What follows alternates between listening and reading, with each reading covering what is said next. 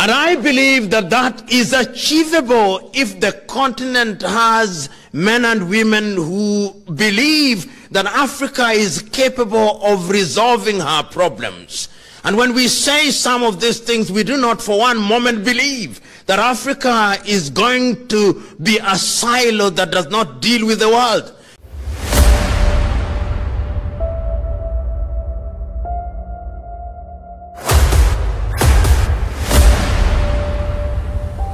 This is the journey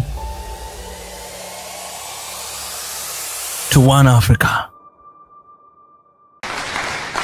Thank you. Thank you very much. First, let me start by acknowledging the organizers of this evening's gathering. I cannot mention everybody by name, but I've had the advantage of listening to the men and women drawn from different countries across the continent of Africa who have given testimonies which speak to the residents of the mother continent in their hearts and minds. Let me also say how glad and humbled I am to have received this invitation to be present with you this evening and to share with you my thoughts on the role that the diaspora can and, in my view, must play in redefining the continent of Africa.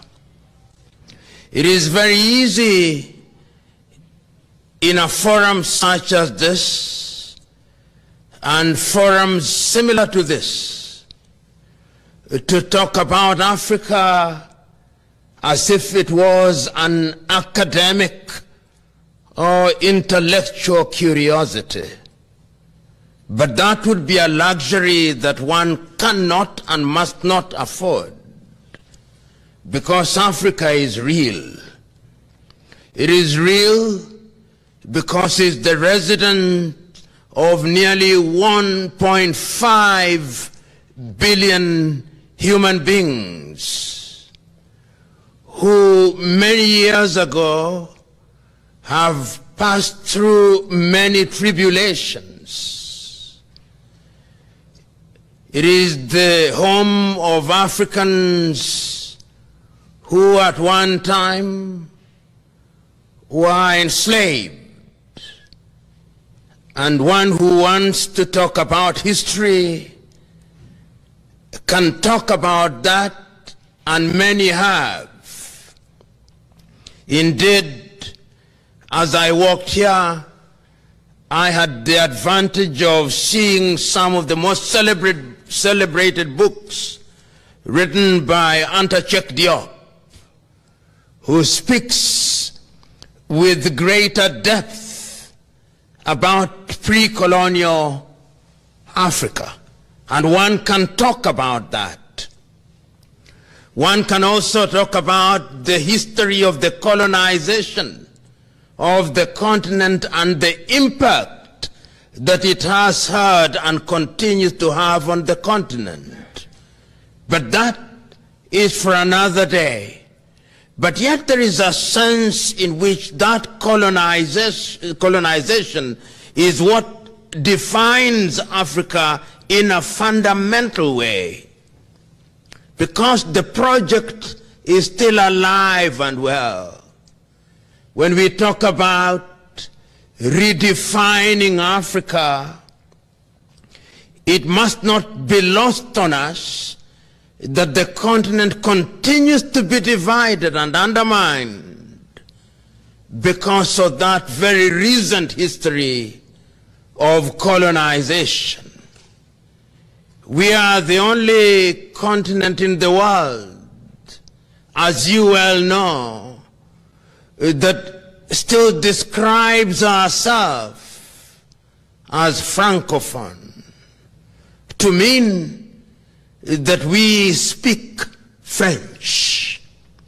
so that if there was an African meeting, the Malians, the Mauritanians, the Togolese, the Beninois, the Gabonese, the Congolese, the Senegalese, the Tunisians, the Moroccans, the Chadians, the Burkinabe, and the Côte d'Ivoirians would describe themselves as Francophone. These are things that divide us and define us. And those who claim to speak English, Kenyans, Ugandans, Tanzanians, Sudanese, South Sudanese, Malawians, Zambians, Namibians, and many others, including Zimbabwe, would say that they are Anglophones. And that too defines us and divides us. When you look at the Portuguese, the Cabo Verdeans, the Guinea-Bissau, the Angolans, the Mozambicans would define themselves as Lusophones because they claim to speak English, or rather speak Portuguese. And that defines and divides us. There is something that today is also described as Arabophone. Those who speak Arabic. If you go to Sudan, Egypt, to a certain extent Tunisia and Libya, and even Mauritania, they define themselves as such.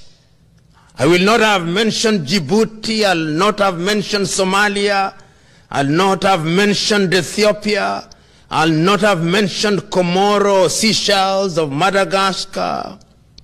But there is a sense in which that is how we define ourselves.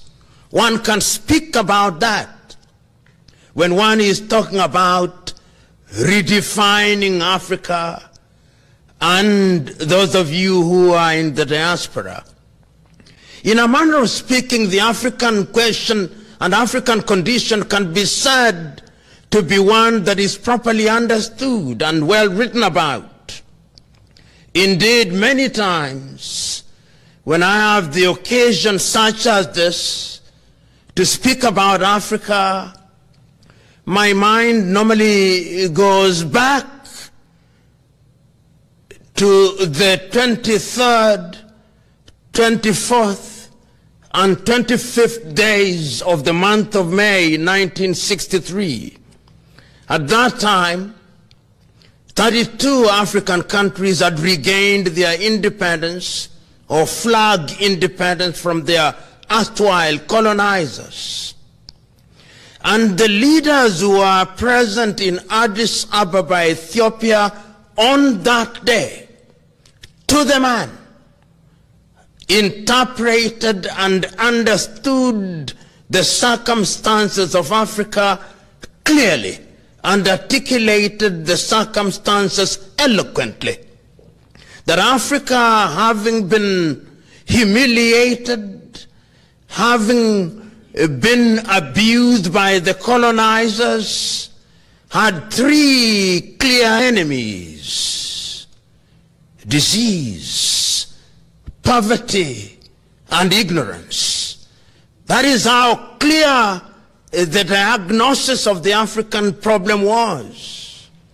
And it was there the collective view of the leaders of the day that the entire independence movement was going to be designed to address those issues. That because we had been abused so much, we would not allow our health care systems to collapse. that the leaders were going to work to ensure that life expectancy improved, that they were going to ensure that maternal mortality was reduced, that they were going to ensure that infant mortality was eliminated, and fundamentally that the disease burden would be reduced if not eliminated. That is how clear the diagnosis was in 1963. They were also clear that ignorance was a contributing factor, and that we had been so thoroughly under-educated or miseducated, as Carter G. Woodson had said a little earlier in 1933 of the American in his book, Miseducation of the Negro, which word you did not want to verbalize. And the most important thing was that we did appreciate that we had been miseducated, and so clear was the articulation of this. And if you go to many African schools and many African countries at that time, we built many universities. Those of you who come from Liberia or Sierra Leone will know that in those early days, the universities that existed at that time were universities such as Fura Bay in Freetown in Sierra Leone, which was a leading institution then and even now known as the Athens of Africa, because it was the residence of knowledge. That was Africa, identifying her problems. We also recognized that poverty was an issue. And we assumed that having regained independence, we would deploy our intellectual resources and our other resources to ensure that our men and women would not labor under economic desperation. Ghana regained our independence slightly over 60 years ago. And today, the question may be posed, has Africa conquered her identified enemies? Have the ghosts been exorcised? And if you look at Africa today, it is very easy to be depressed. It is easy to be depressed because, as I speak to you now, many African countries do not know peace. And if they know something that is a semblance of peace, it is merely a lull before some storm. Look at Africa now. Look at Ethiopia, which we thought was moving in the right direction.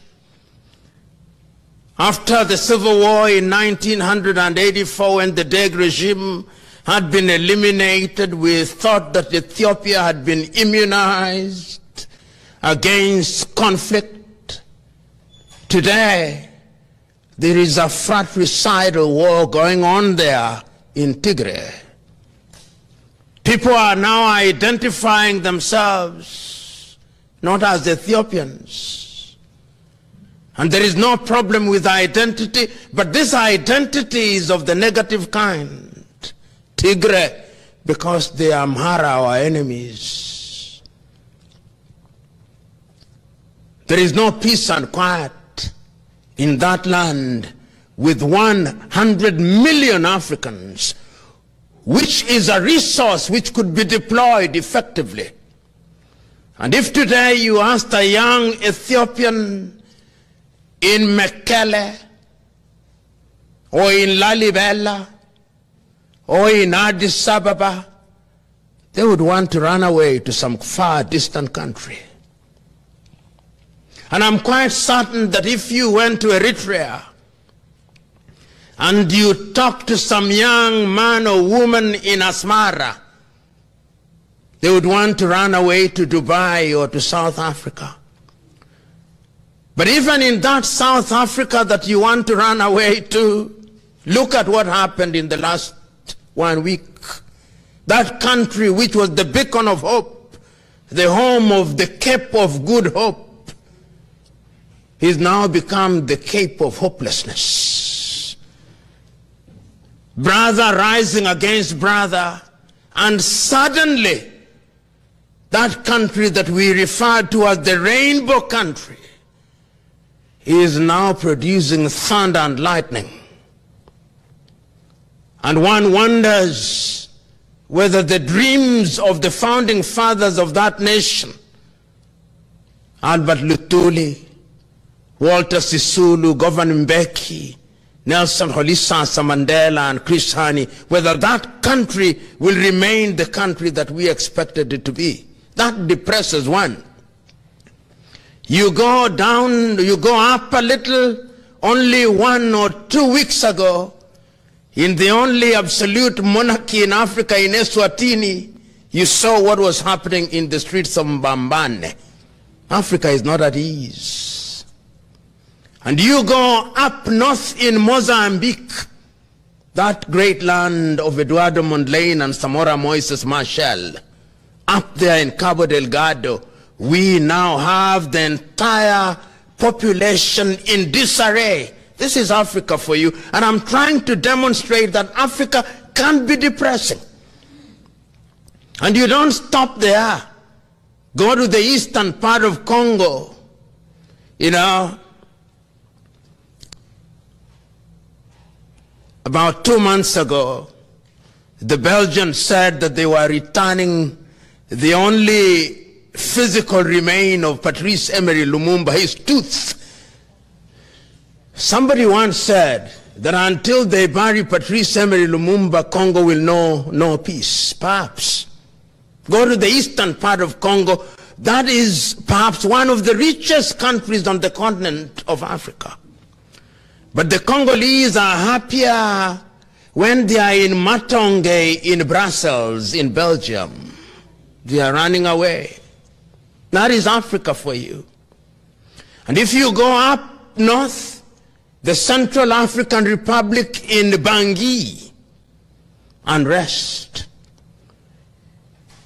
You go to Chad, unrest. You go to Burkina Faso, that land of Thomas Isidore Noel Sankara, unrest. Go to Mauritania, unrest. Go to Mali, unrest. Go to Cameroon, the Ambazonians are not at ease. Go to Senegal, the Casamance, they are not at ease. Go to Nigeria. That is Africa. It can be depressing. And that is how I understand why many Africans sometimes leave the motherland in order to seek fortune elsewhere. But as the Osagyefo Kwame Nkrumah said, even when you leave the mother continent resides in you. And that is why even when you are geographically separated from her, the good doctor, you must still have a medical scheme for your kith and kin several thousand miles away. That is why my good friend Lawyer Ongeri says, I cannot sit here in the comfort of Minneapolis, Minnesota. I must go back home and try to change the mother continent. You know, what you are doing is not new. Others have done it before. In the 19th century, Marcus Garvey of Jamaica tried to do the same thing. William of Trinidad tried to do the same thing. W.E.B. Du Bois tried to do the same thing. In his own unique way, Martin Luther King Jr. tried to do the same thing, not about physical migration, but about temperamental and intellectual migration so that you regain your self-esteem. Malcolm X tried to do the same thing. Stokely Carmichael, who was mentioned here, have tried to do the same thing. Louis Farrakhan tries to do the same thing. My good friend Al Sharpton tries to do the same thing. There is a sense in which that thing to make Africa work is something that we cannot abandon. And you know, throughout history, it is the men and women in different civilizations who sojourned in far distant lands that brought a breath of fresh air to their mother continents. The Osagie for Kwame Nkrumah was here as a student in Lincoln. That is where the spirit of Pan-Africanism caught him. Nnamdi Azikiwe of Nigeria was here. And therefore, when we want and talk about redefining Africa, we must not allow what we consider to be the dark circumstances to dampen our spirit. This United States of America that many think is so great has gone through the valley of the shadow of death times without number. Is it not this United States of America that fought a war of independence? Is it not in this United States that you had a Boston Tea Party? Is it not this United States that had a civil war? Is it not this United States of America in 1963 that had a civil rights movement? Is it not this United States where George Floyd said, "I cannot breathe"? Is it not this United States? There is not a single nation on earth that does not go through trials and tribulations. Our Africa is going through trials and tribulation. But even as we talk about those trials and tribulations, I can assure you that there are good things that are happening in the continent of Africa. If you have the honor and privilege of traveling through that continent, I do, and I see beautiful things. You know, in 1994, and many of you know this story,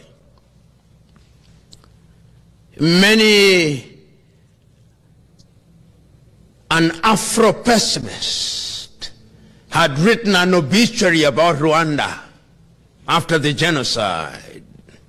Today, if you walk in the streets of Kigali in Rwanda, the streets are as clean as they are here in Minneapolis, Minnesota.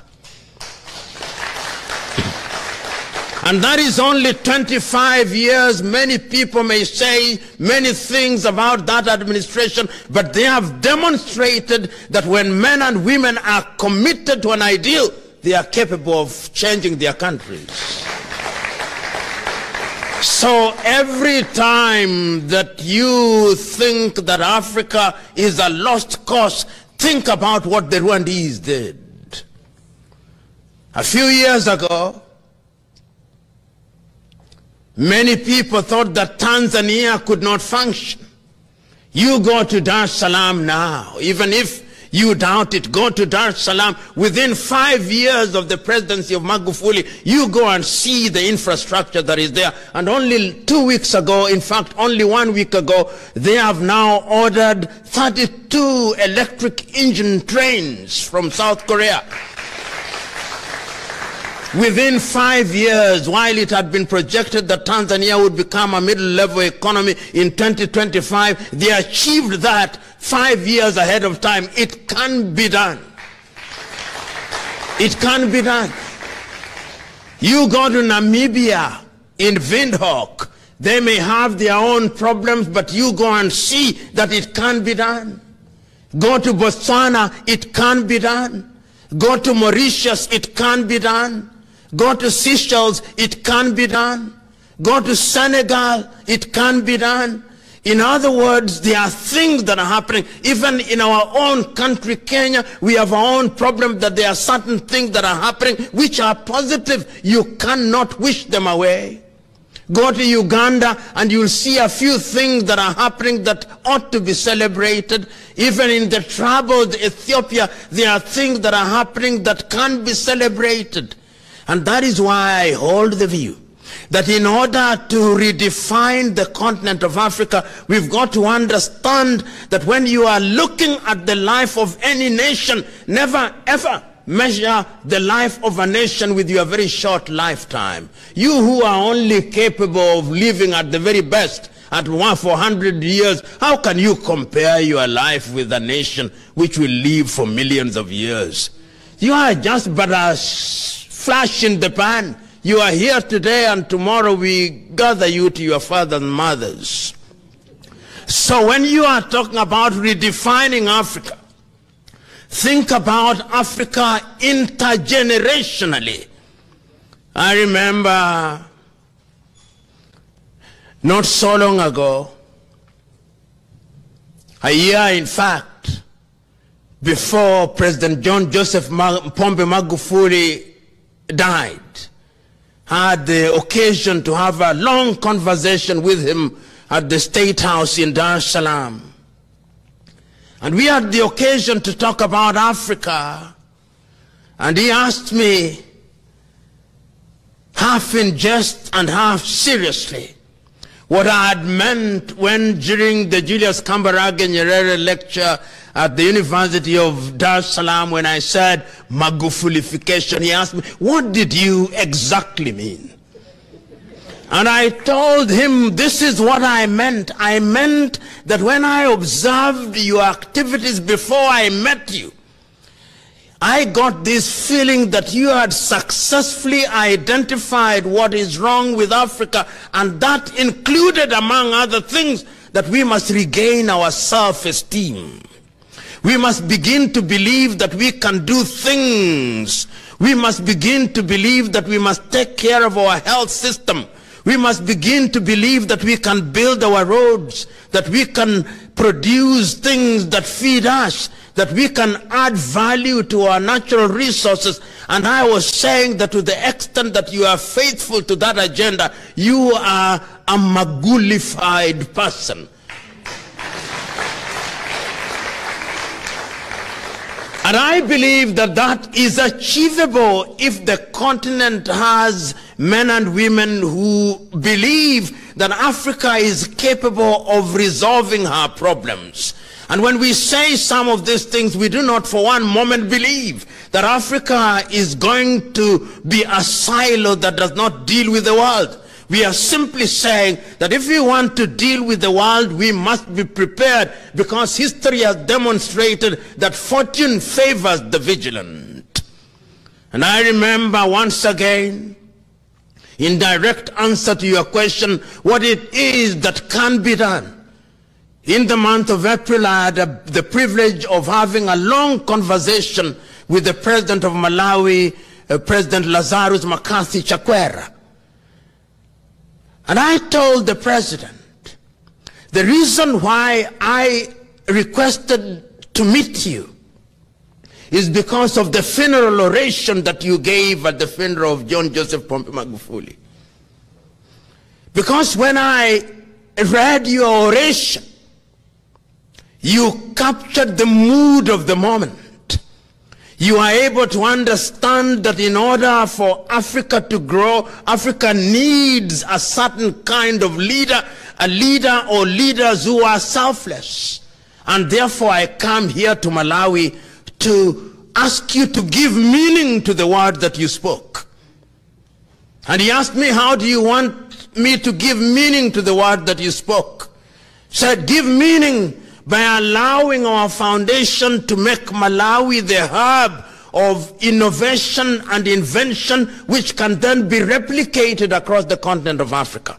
And he said, I give you that opportunity, and in the month of August, next month, I'll be meeting President Chakwera again to begin the process of creating an African hub for invention and innovation, which will then replicate across the continent of Africa. In other words, it is not enough, as you rightly said, to merely criticize because criticize we can. It is not enough to merely critique because critique we can. It is not merely enough to lament because lament we can. It is not enough to intellectualize because intellectualize we can. It is not enough to philosophize because philosophize we can. But it is sufficient that beyond the lamentation, beyond the intellectualization, beyond the philosophization, we must go out there and make the road meet the rubber. And the road only meets the rubber when we recognize that when we seek to achieve the things that will define our lives, we are going to make mistakes. But there is no comparison between that which is lost by trying and that which is lost by not trying.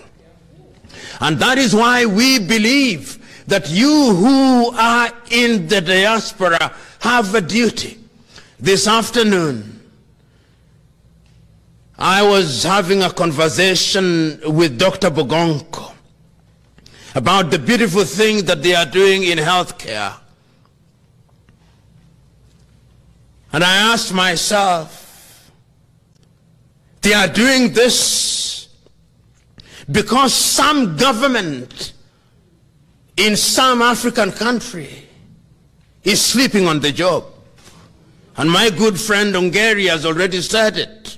It is not the duty of people in the diaspora to talk about healthcare when we have a ministry of health. But the gap is there, and it must be filled, and they are filling that gap. Then we got into the statistics, and Dr. Bogonko and I wondered how much the United States of America spends on healthcare. And no sooner had we wondered than he Googled. And he discovered through the Googling process that the United States of America spends $3.8 trillion United States dollars on health care. That is per year. That is the total GDP of Africa this year. In fact, more. In other words, all the money that we generate as the African continent, the 55 of us in the United States, it goes into healthcare and is not even sufficient. And that tells you that there is work to be done. Then he told me that he is a member of a body of doctors in Minneapolis, Minnesota, and there are 12,000 of them. If you put together all the doctors in Kenya, Uganda, Tanzania, Rwanda, Burundi, oh, they are fewer.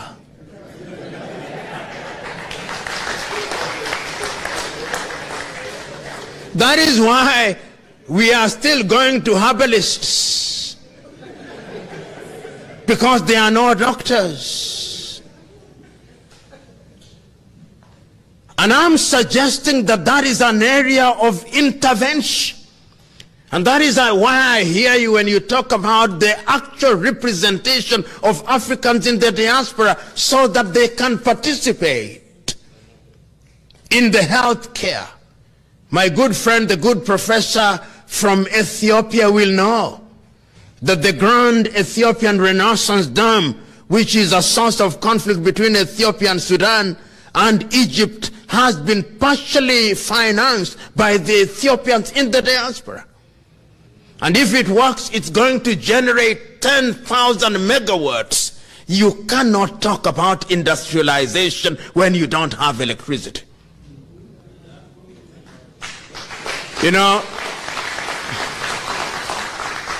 if you look at the traffic lights in Minneapolis, there are perhaps twice the number of traffic lights in all East African countries combined. And let me include Ethiopia and the Democratic Republic of Congo. And the tragedy of our traffic lights is that they are there as monuments. They don't even work. And even when they work, nobody obeys them. Those of you who go home occasionally, whether you are in Liberia, whether you are in Sierra Leone or Nigeria or where, when you've got to go to Lagos, you've got to go to Abuja or Anambra or Enugu or Kaduna or Ogun State in Abeokuta to know that people hate lights. I'm saying, therefore, that in that area you have a contribution to make. As we were driving in Minneapolis,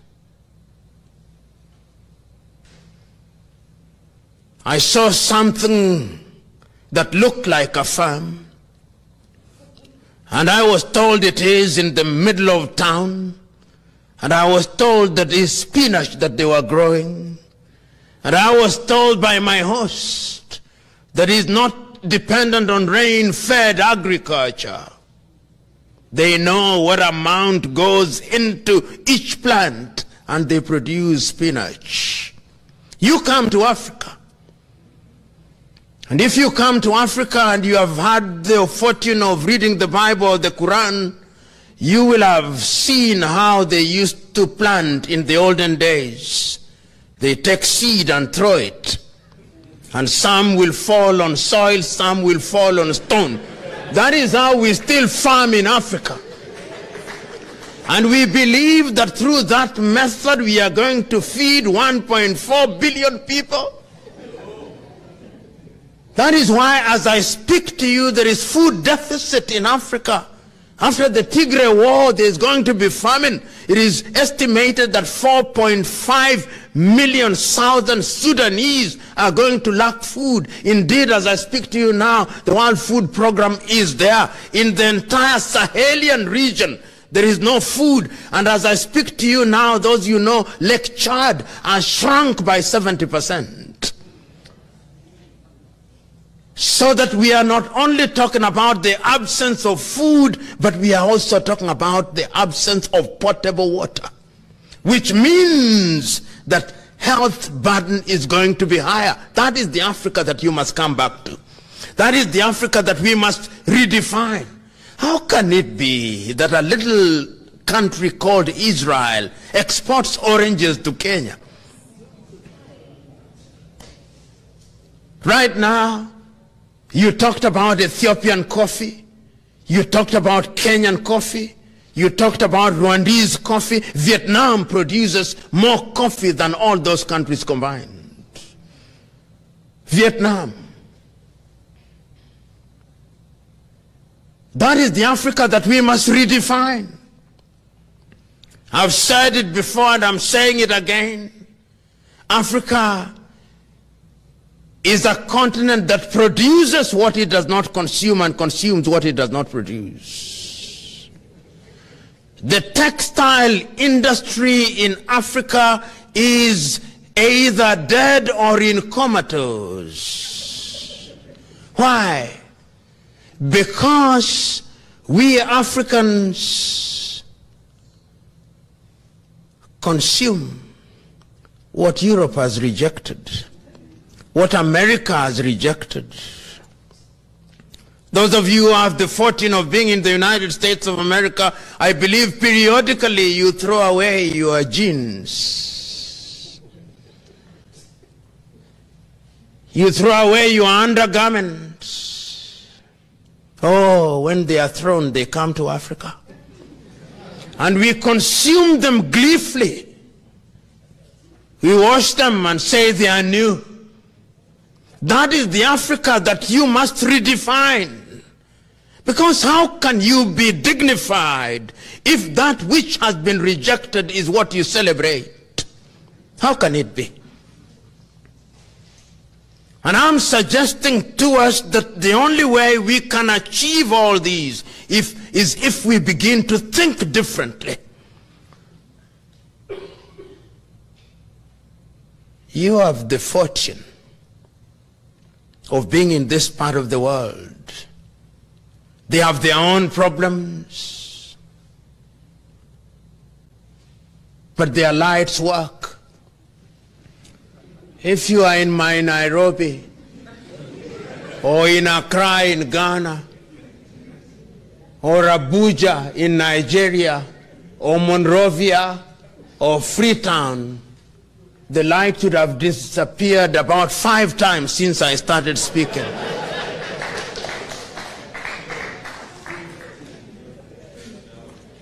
Therefore, when you become the governor, make lights work.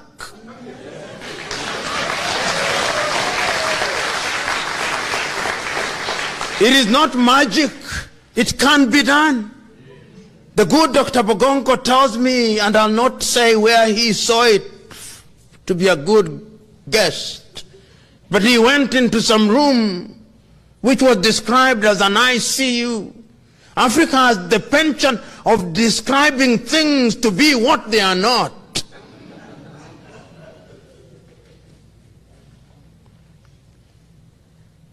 Since I came to Minneapolis, I've seen how the houses are built, no fences, beautiful. If you are in any African country, there would be a 6-meter tall fence complete with broken glasses and dogs. In Nigeria, they would even have another gentleman called a gate man, whose duty is to irritate you. You have seen all these, we must change this.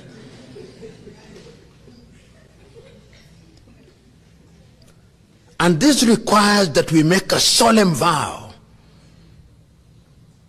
And what makes me glad as I conclude is that you have been able to identify the problems and that you are beginning to organize yourselves. That is the only way it's going to be done. Africa has also recognized this. We now have Africa Agenda 2063. We now have the Africa Continental Free Trade Area. But those are merely sterile pronouncements. This morning, as we flew from Fort Myers in Florida to St. Paul's and Minneapolis in Minnesota, a journey of 3 hours, 15 minutes.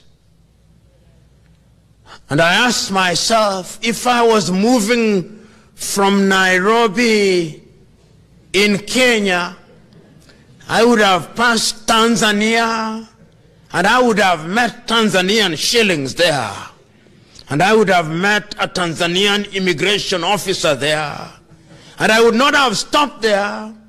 I would have gone into Zambia and met their currency called the kwacha and a set of immigration officers. And I would have not stopped there. I would have gone to Malawi in Lilongwe. And I would not have stopped there. I would have gone down to Botswana.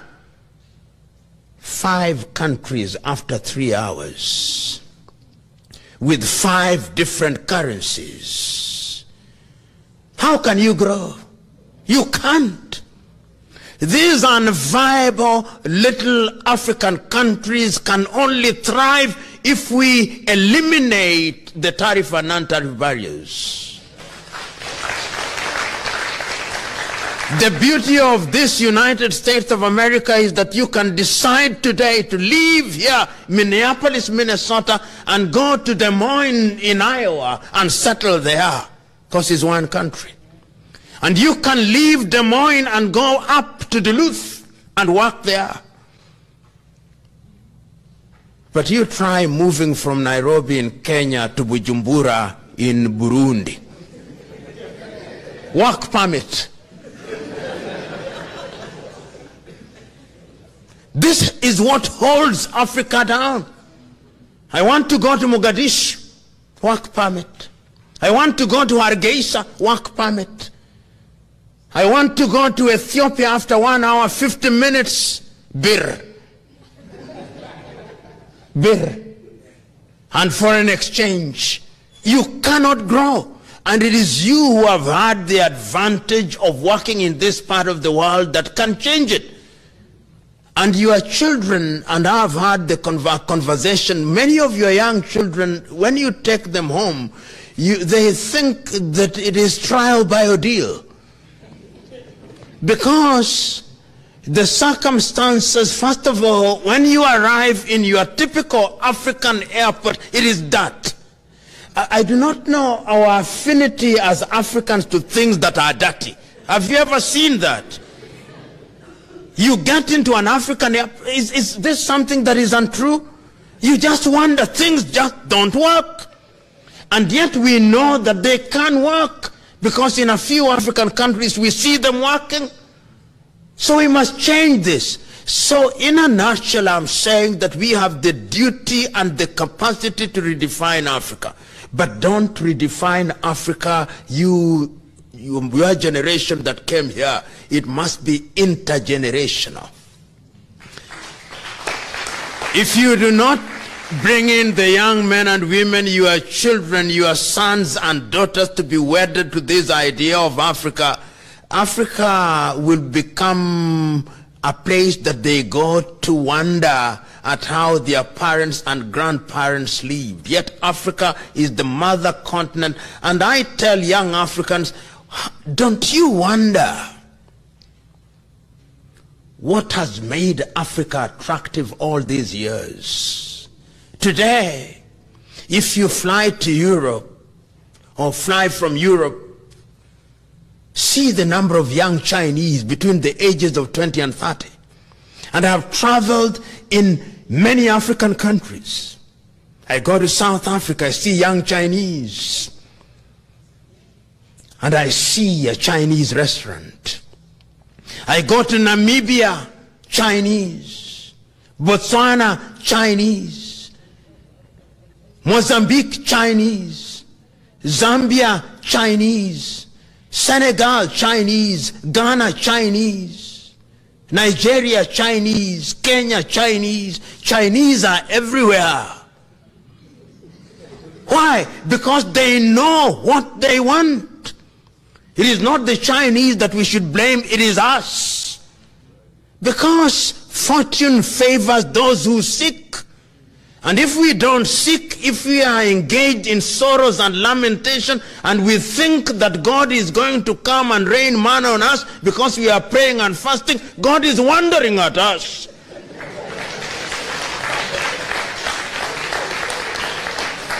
Because the divine instruction by God is, you go out there and subdue the world by the sweat of thy brow. God is not in the business of magic. All the things that you can do are resident in your mind. It's the mind that is the standard of the man, as MLK Jr. said. The aeroplane that you fly, it came out of somebody's mind. It was resident here, there, it was woken up. These microphones came out of somebody's mind. Everything is a product of human thought. So, ladies and gentlemen, I beseech you, you have come here in this land of plenty, but you have left a land of even more plenty. Don't forget that land. That land must never be forgotten. Is the land that has given birth to all civilizations. That land called Africa. All of us came from there. Whether you want science to prove it for you, all of us came from Africa. Whether you want myth to prove it to you, all of us came from Africa. Come back. And when I say come back, I don't mean you've got to be physically there, no. Even this is our land. Even this one. But don't forget and never ever cut the umbilical cord. It is easier said than done. But when the chips are down, I have no doubt in my mind that 400 million Africans in the diaspora are the ones who are going to change the world. You know, you may have your problems with the state of Israel or the Jews. But until 1948, There was not a nation called Israel. There was none. 1948. In 1948, Liberia was independent and had been independent for a long time. Ethiopia was independent and had been independent for a long time. Then in 1948, little Israel popped out in the Levant. A few years later, the economy, the GDP of Israel is larger than the entire sub-Saharan African per capita, excluding Egypt and South Africa. Why? Because even when they were in exile, they remembered that there must be a motherland. You must never forget that. You must never forget that. You must always have your true north. And Africa is not Israel. Africa is bigger than Israel.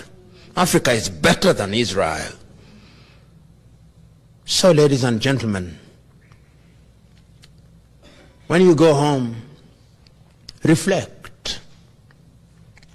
Those who have been bitten by the bug of Africanhood, go out there and say like Julius Caesar, Vene, Vidi, Vici, I came, I saw, and I conquered.